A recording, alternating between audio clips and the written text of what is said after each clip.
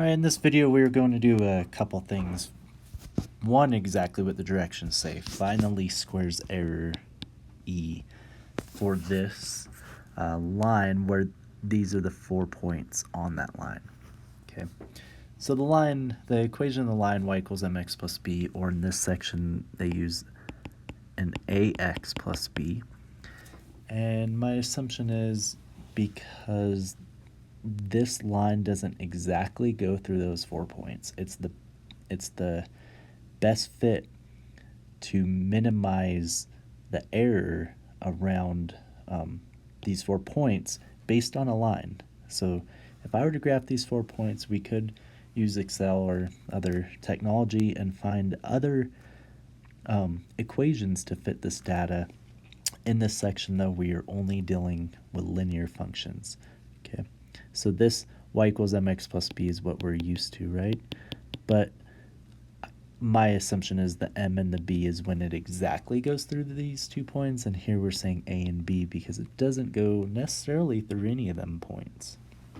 Okay, so what we will do later is we will use the Lagrange multipliers to actually verify that that is in fact true. Okay, what if the question actually wasn't to find this error, but to actually find this line using partial derivatives, okay, using Lagrange multipliers. So if this was not given to us, we could in fact find that best fit line, and that's what we will do as well. Okay, all right, this least squares error. So what it tells us to find, in order to do that, we need the errors squared of each of these points. Okay, but each of these are found given an equation. We take the a multiplied by whatever x we're on, plus the b minus whatever y we are on, and square it. All of this will make, it'll be easier to show with an example. So E1, we take this first point, this first x1, y1. So what we do is we take our a, which according to this, a is 1.1 and b is 3, right? So we take our a, 1.1, multiplied by our first x, which is 1, plus b, which is 3, minus the first y, which is also 3, and square it. So we'd get just 1.1 squared, which is 1.21. Okay. Do the same thing for the second point. So a, 1.1, multiplied by 2, right? 2, 6 is our point, plus 3 minus 6 squared. So that's 2.2 minus 3 squared, negative 0.8 squared, which is 0.64. Continuing this pattern, 1.1 times 3 plus 3 minus 8, right? 8 is our point. So that's 3.3 minus 5 squared, which is negative 1.7 squared, which is 2.89. Our last E, or E4, 1.1 times by 4 plus 3 minus 6. So 4.4 minus 3 squared is 1.4 squared, which is 1.96. Okay, 1.96. So the overall error, then we sum all of those values that we just got.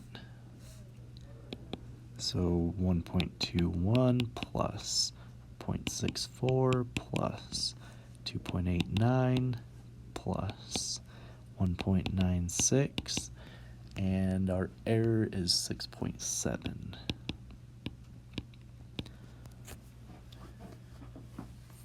Now, in Excel, if we did this and we plot the data, it gives us an r² value, and that r² value is always between 0 and 1, and the closer to 1, the closer to being a perfect line. This error is kind of hard to judge. Like, what does 6.7 exactly mean in this context? Like, is that line pretty good to go through those points or not? I don't know.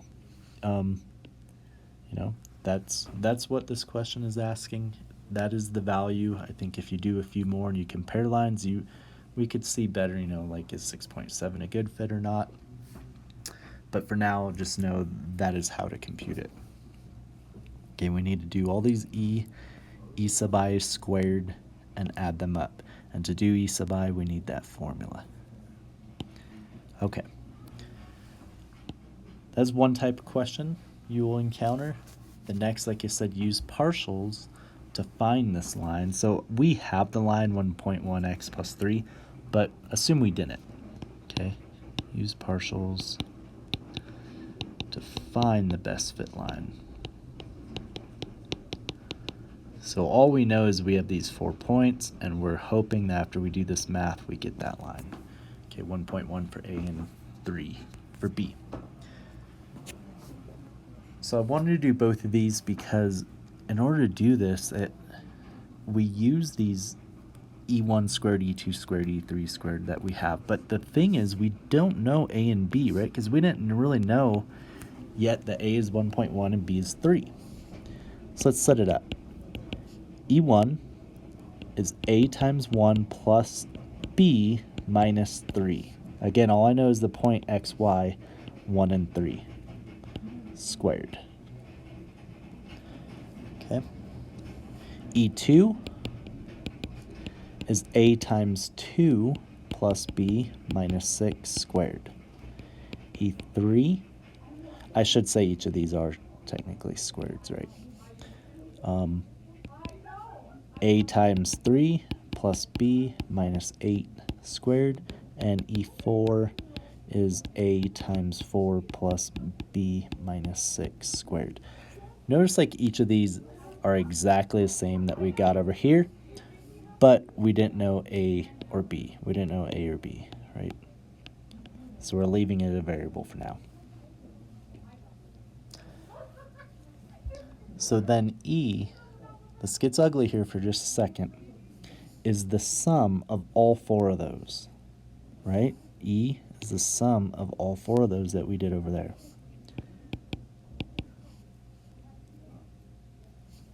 Let's go and switch colors here. Try to separate this a little cleaner. Okay, so we have A plus B minus 3 squared.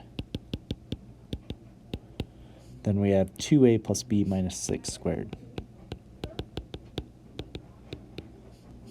Plus, then we have 3A plus B minus 8 squared plus 4A plus B minus 6 squared.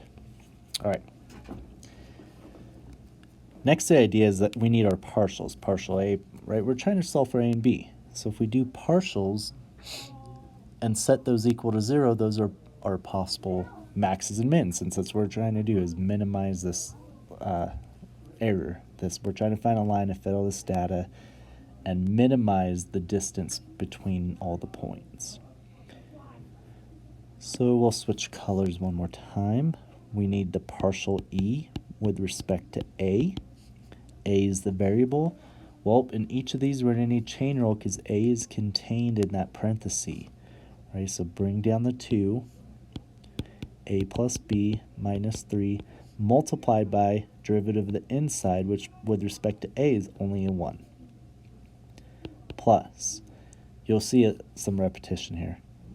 Bring down the 2, leave the inside, chain rule it though, derivative of the inside, we get a 2 with respect to A, plus, bring down the 2, right, leave the inside, multiplied by the derivative inside, 3, plus, bring down the 2, 4a plus b minus 6. Derivative of the inside is a 4. Alright, let's clean this up, and remember we are setting it equal to 0. So that means we'd have 2a plus 2b minus 6. I'm gonna group the a's together. We'll go purple. Oops, I want to erase that. Okay, let's group the a's together. We'd have a 2a. Just trying to save a little bit of room. We have 2 times 2a, which is 4a, times this other 2 on the outside though, right? So 2 times 2 is 4, times 2a is 8a. 2 times 3 is 6, times 3a is 12a. 2 times 4 is 8, times 8 is 32a. Now let's do the same for the b's. 2 times b. 2 times 2 is 4 times b. 2 times 3 is 6 times b. 2 times 4 is 8 times b.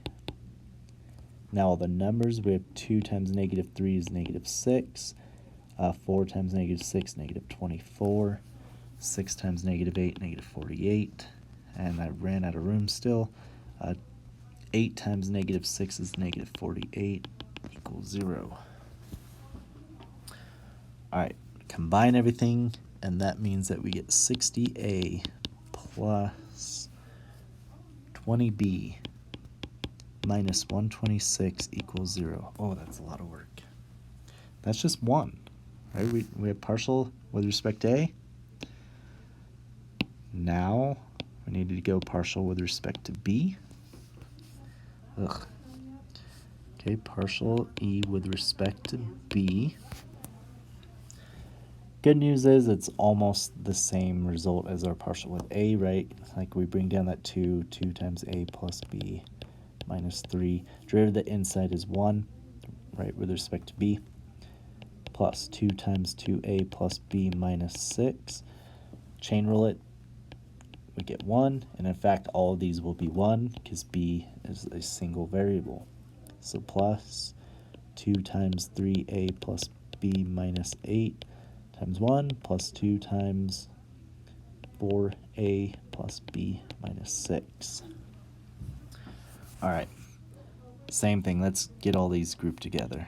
Our a's. Okay, 2a plus 4a plus 6a plus 8a. B's, we have 2b, 2b, 2b, right? All these 2b, 2b, 2b. So that's easy enough. We have 4 of those, so 8b. Okay. Then we have negative 6, negative 12, negative 16, negative 12 equals 0. So that results in 20a plus 8b minus 46 equals 0. Whew. It's a long one. Now I'll call this equation 1 and this equation 2. Right? We have a system of equations. I will need to eliminate a variable. I think if I multiply this one by negative 3, that's going to be the easiest to cancel them a's. So equation 1 is 60a plus 20b minus 126 equals 0. Equation 2, after I multiply by negative 3, is negative 60a minus 24b. Multiply that by 3. What do we get? Negative 138.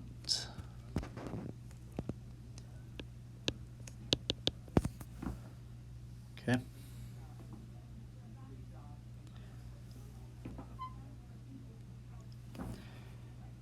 So now add them together. Negative 4b. Oh, I multiplied by negative 3. This should be a positive. I knew something wasn't looking right. Okay. Multiply by negative, so negative, negative, positive, and this we get 12. Solving for b, 4b equals 12. b equals 3, as we expected, right? The original problem. So now just substitute that back in to get a. I don't know, equation 2 is a little less work, so 20a plus 8 times 3 minus 46 equals 0.